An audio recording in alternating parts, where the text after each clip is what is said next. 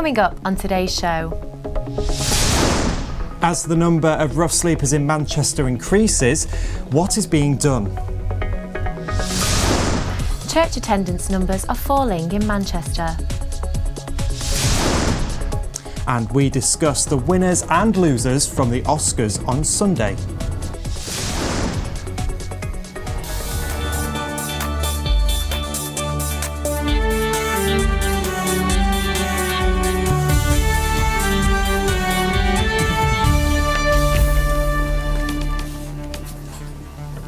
Good afternoon and welcome to Quays News. New figures reveal that the amount of people sleeping rough in the northwest has more than doubled in the past 5 years, with the highest proportion being in Manchester. That's right. Paul Robinson has this report for us. There has been a massive increase in the number of rough sleepers here in Manchester, with many people suggesting the council needs to build more properties and increase the services available to those in dire need of help. There's so many homeless people on the streets of Manchester now. It's absolutely unreal. I mean, you've only got to walk every 50 yards to see someone sleeping rough or asking people for change. I've never seen the amount of people in one city begging than any other city I've ever been to. Across England, the amount of rough sleepers in a single night has increased by 30%, increasing over 16% in the northwest alone.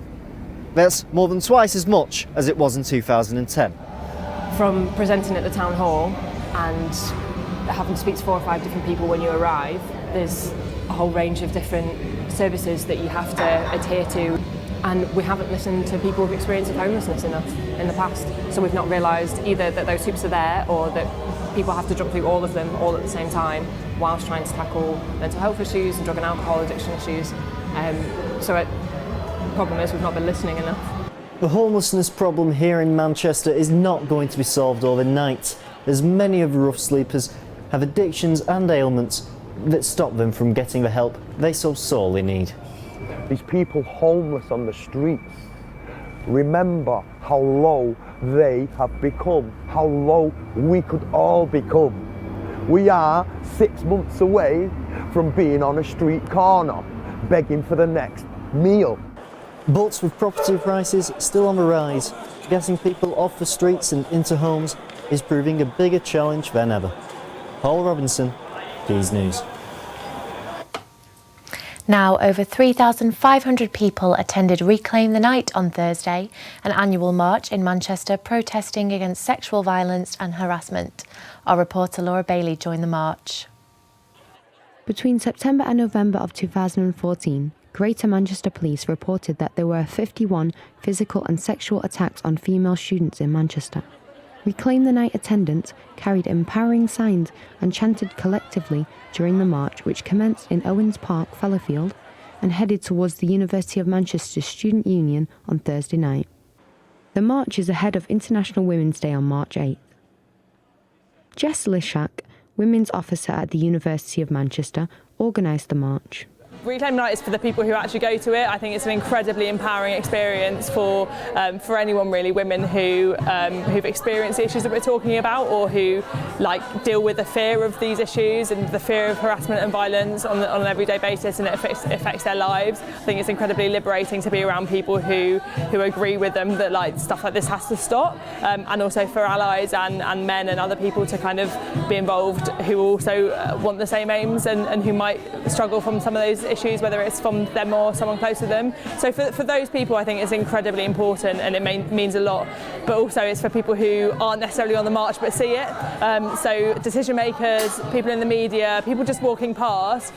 It's so powerful to see 2,000-3,000 people walk down the road on a quite a cold February evening, campaigning for change. And I think it makes a lot of people kind of sit up and realise that this is a big issue, and a lot of people are affected by street harassment, sexual violence against women and victim blaming, and people care enough to kind of come out on a cold night and try and make it obvious. So the march was led by a women's only block and followed by a mixed block open to all genders. There was also a LGBT, youth and family block. This year's march had a focus on the need for proper education on consent and healthy relationships.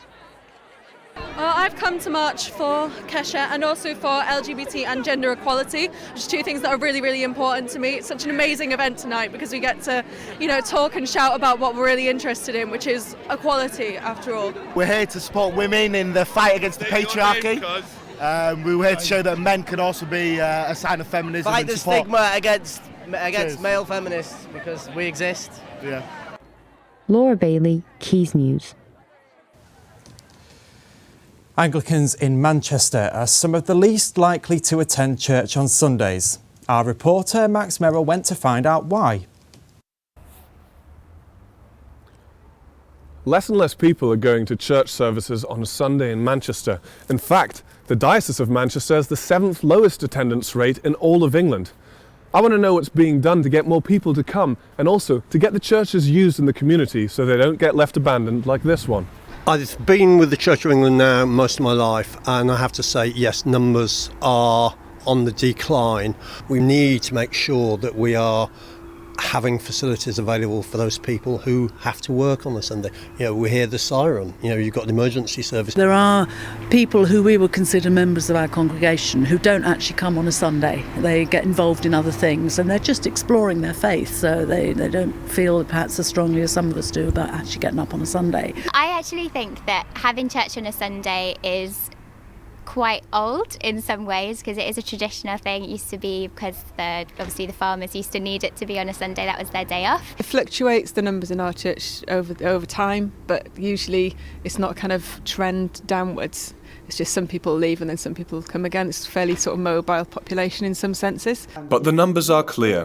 Just 1 in 57 Manchester Christians turn up on Sundays. Churches need to start thinking outside the box. Clearly, we are going to have to work harder. We can't take things for granted. There are some churches that don't even have a website, and they're hoping that new people in that community might turn up at the church. But I mean, if I want to go to the cinema, how do I find out when the films are on? I Google it. You mentioned sort of new challenges and new ways of attracting people. What are some sort of maybe unusual things that have happened in this church that have got the church space used more? We've got this fantastic building. We want to welcome people into it, so we want to use the building. So when we're not using it for church, we're quite happy for other people to come along and make use of the church. So I'm sat here today and we're set up for the Goth Night, which is going to happen tonight. And one of our congregation kind of runs a monthly Goth Night. We have Vikings who meet here, and samba band who rehearse here, and choir and bell ringers, which are perhaps more traditional. We put on lots of gigs. So things are not as grim as they seem, and Reverend Andy Salmon seems to have gotten to the bones of the issue. Max Merrill for Quays News. On Sunday night, it was the highly anticipated Oscars ceremony. Yes, earlier I was joined in the studio by our film correspondent, Emily Murray, to discuss the awards. Emily, thanks for joining us today. So let's start off then. You stayed up through the night on Monday to catch the 88th Oscars award ceremony. Was it what you expected? It was. I always find the Oscars a bit boring, but you have to stay up for it throughout the night. It's an annual event. It celebrates the best of film, and this year it was a bit special. It was a bit different, a bit more interesting, shall we say. Now, Chris Rock injected a little bit of humour into the issues that surrounded the Oscars, which was diversity mainly, in his opening speech, and he was quite nervous as to whether he was going to do it or not, but he did. Do you think he was right or wrong to do it? I think he was completely right to do it. He had to address the issue of diversity. It dominated the Oscar ceremony, with Oscars So White hashtag trending months before, and especially on the night. However, he did not want to alienate the audience, and I think he got it perfectly balanced and fair, and he did it in the best way he could. Brilliant. Spotlight, which was the film about the Boston Globe journalist who exposed a sex abuse scandal in the Catholic Church. It was a surprise winner on the night, and maybe not surprisingly so, bearing in mind the content of the film. Why do you think it came up top? Well, everyone expected The Revenant to win. That's what all the bets were on. So it was really nice to see a shock at the end when we had such a bit of a predictable ceremony throughout. But Spotlight's a great film. It's a very important story about sex abuse and also the importance of journalists today, and how we can learn a lot from him as well. And it's a very solid drama, well told, stand-up performances from Michael Keaton, and I'm really glad it won. Completely deserved it. Brilliant. And another key marker of the evening was, of course, this year, Leonardo DiCaprio winning the award for Best Actor for the first time. He's been nominated before, but it seems like it's been a long time coming for him. But he did give a rather important, but if a little bit odd, speech about climate change. Yeah, so 6 nominations he's had, and finally he's won. I think The Revenant was a bit of a dull film. I don't think he was great in it, but I'm really glad he's actually finally won an Oscar because he's long deserved it. And I'm glad that he used his platform to make a very important speech about climate change. The Revenant's about man's connection with nature, so it did make sense, and it's good that he just didn't just thank his mum. He actually talked about an important issue. And he did cause a little bit of a Twitter meltdown, didn't he? He did, 440,000 tweets per minute when he won, and all these internet memes now of him crying over the fact he's not got an Oscar. Well, what are we going to do? What is the internet going to do without all these memes? Well, normally the Oscars does cause a bit of an internet meltdown, but actually this year it didn't seem to cause as much as one. To finish on then, your standout of the ceremony, please. I think definitely Alicia Vikander winning Best Supporting Actress for The Danish Girl. I think she's a rising star. She's one of the best young actresses working. She gave a brilliant performance in Ex Machina. And The Danish Girl as well, she stole that film from me. Everyone's paid attention to Eddie Redmayne. However, she was the star of that show. So I'm really glad that she won in the night. Brilliant. One of the best Oscar ceremonies for a while, would you say? Certainly, definitely. Emily, thank you very much for joining us. Thanks. Now, vegan protesters challenged meat eaters across Manchester this weekend with peaceful protests. Yes, the protesters encouraged passers-by to think about the connection between animals on farms and the meat on their plates. What we're trying to ask people to do is to go vegan, which believes in non-violence, compassion, equality and respect for all species, which means not exploiting any animals for the products that come from them or for the flesh that they are made out of. Yeah, I mean, it made sense 100, 200, 300 years ago, but we need to evolve.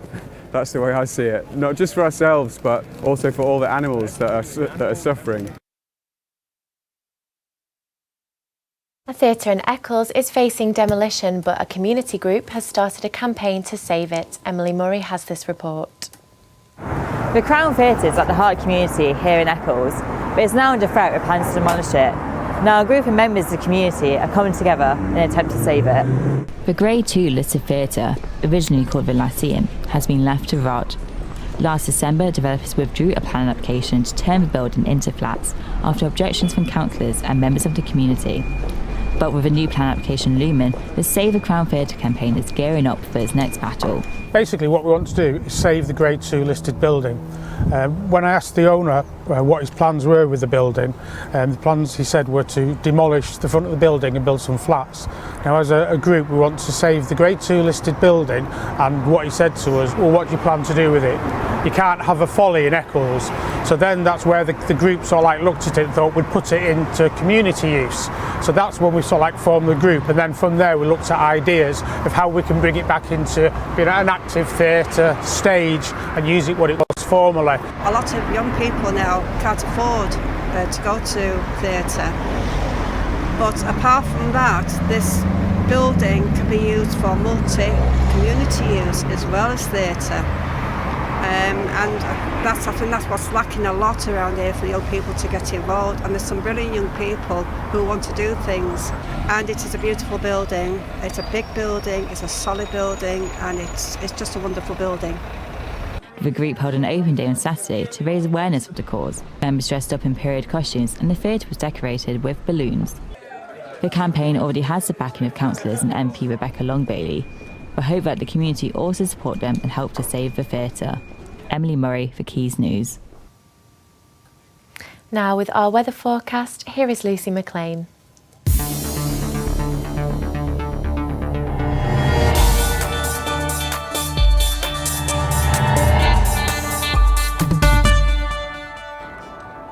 Good afternoon, Salford, and as you can see, it is raining.